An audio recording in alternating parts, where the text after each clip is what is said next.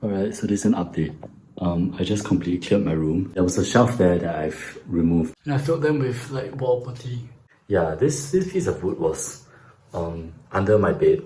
But I realized I can use it as like a work surface so I don't like damage the floor. So this is the final flooring that is going to be replacing this parquet. As you can see here, it's like puffed up and shit. Yeah, so this is all gonna go. It's gonna be replaced by that. Okay, so what I'm gonna do next is I'm gonna remove the doors of all the wardrobes, lay them down, and then I bought these. I bought these protective plastic sheets. And I'm gonna line the inside of all the wardrobe to protect my clothes when I'm doing my sanding or when they're redoing the floor.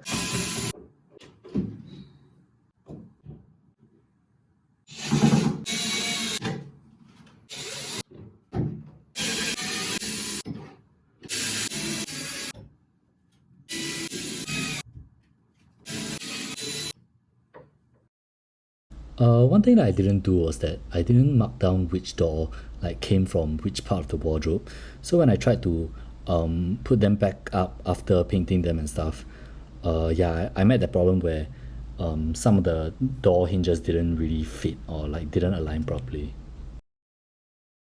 So I've essentially blocked up the entire wardrobe, except for this part, because you know, I still need to exist and like go places. So after this, I'm just gonna clean up. Then I can start removing the hinges from the doors.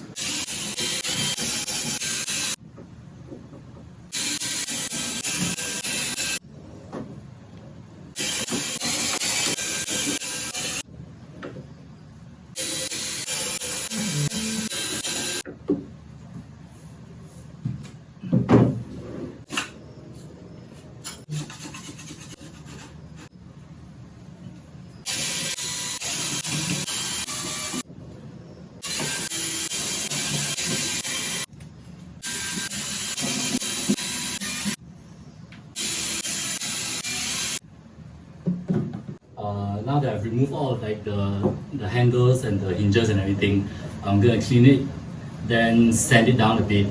Yeah, one problem that I faced, especially when starting, was that after I sanded for a bit, right, because I didn't know whether I was actually doing anything, I used a wet rag to wipe down to see the surface without all the sawdust obscuring it. So the problem was that when I started sanding again, I was sanding on like a slightly damp surface, and so the sawdust like clumped together and like essentially rendered the sandpaper useless.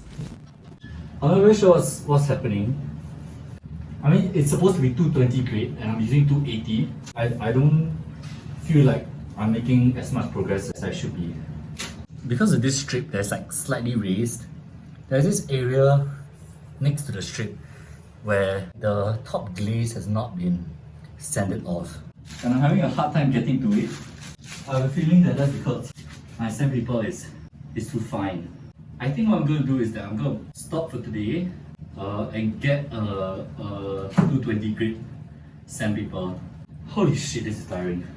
Okay, I just bought the like 5 pieces of 220 grit.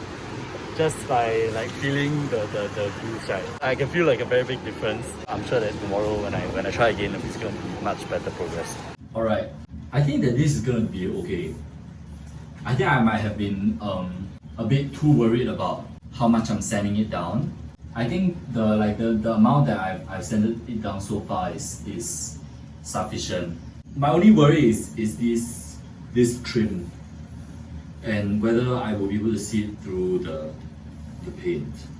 I think I'm just gonna do this onto like the long doors, which is gonna be more sanding, but at least like now I know that I don't actually need to put in the amount of force that I think I did for these.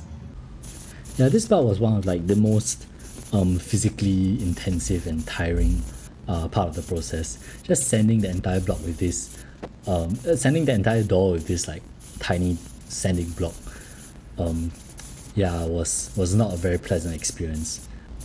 And as I'll elaborate on later, like I didn't actually sand it down enough. So in the final outcome, you can still see the protrusion from the trim. But like without any power tools or any sort of like fancy thing, I'm quite happy with the outcome I have. I've sanded down all 4 pieces of door, like the longer ones. To be honest, when when I got to like the last few doors, right, I started just doing everything faster because I'm getting kind of sick of everything. So I can still feel like that there's like a ridge between this accent and the rest of the panel. But at this point, I'm kind of done. Maybe after I take a break, come back to it. Maybe I'll try again to flatten it out. My N95 mask is brown, bro. I gotta try to clean up. This is really dusty.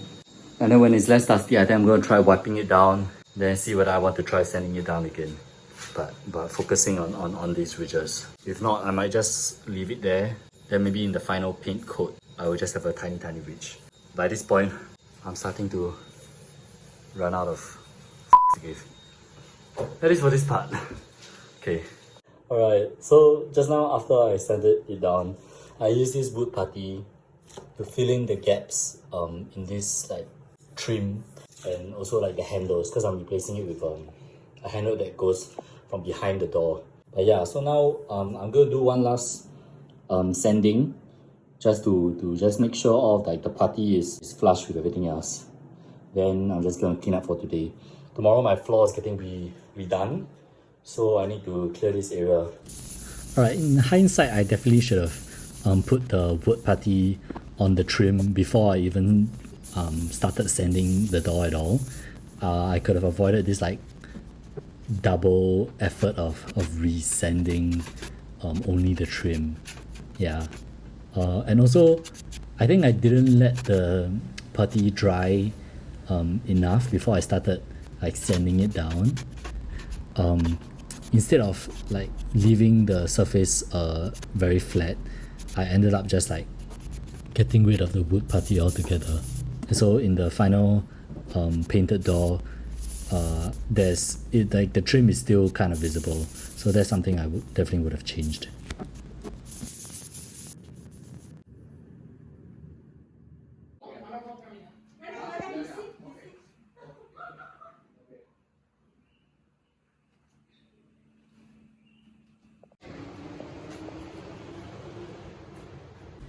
Yeah, so this is just my trip to the paint shop to collect the interior paint and the wall paint that I needed. What I found was pretty cool was that they mixed the specific shade that I needed like on the spot, and they had this like giant machine, as you can see here, that mixes the exact amount of paint to achieve the shade that I wanted. Yeah, I guess I just assumed that they will have every single shade in stock, but thinking about it now, that makes no sense. So yeah, that was really cool, just like seeing them make the paint from just a white base. Yeah, and this is just me collecting the mirror that the custom mirror that I ordered.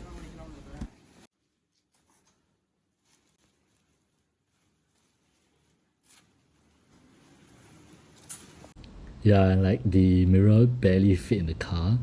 Yeah, so that is pretty lucky. I don't know what I would have done if it didn't.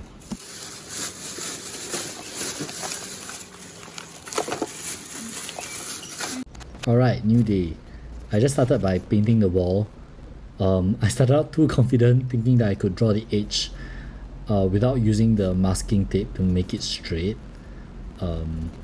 Yeah, quickly realized that I am no artist, so I can't do that. So for the other wall, as you can see now, I am using the masking tape to make sure I have a nice straight line.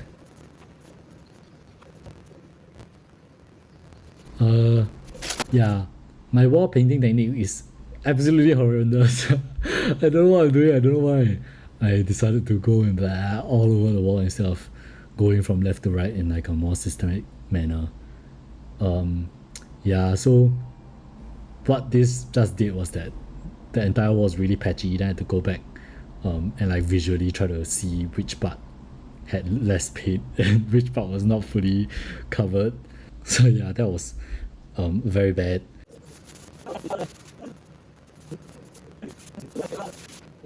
So as you can see at the bottom near the floor, there are areas that are just very clearly not fully covered in paint.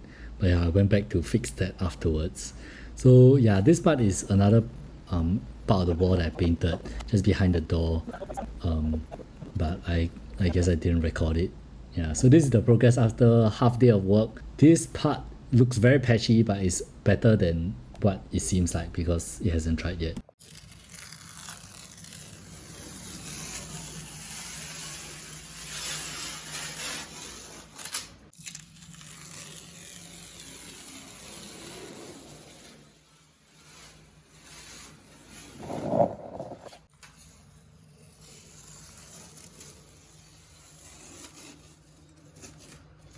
Okay, so this is me prepping the doors to start priming them. So you can, okay, yeah, so I'm just wiping everything down, making sure there's no random sawdust. And then I start painting. Hello, are you gonna start painting now? Okay, I guess I really don't want any sawdust on it. Okay, there we go. Yeah, oh, I didn't know that the primer was gonna be like a rubbery texture. Yeah. Okay, the first one was pretty bad, but I slowly got better. And that's about it. I do the same for the larger doors. And yeah, so I'll leave it as that for this video because it's getting to be longer than 10 minutes and yeah, my computer doesn't have enough space to deal with all this shit.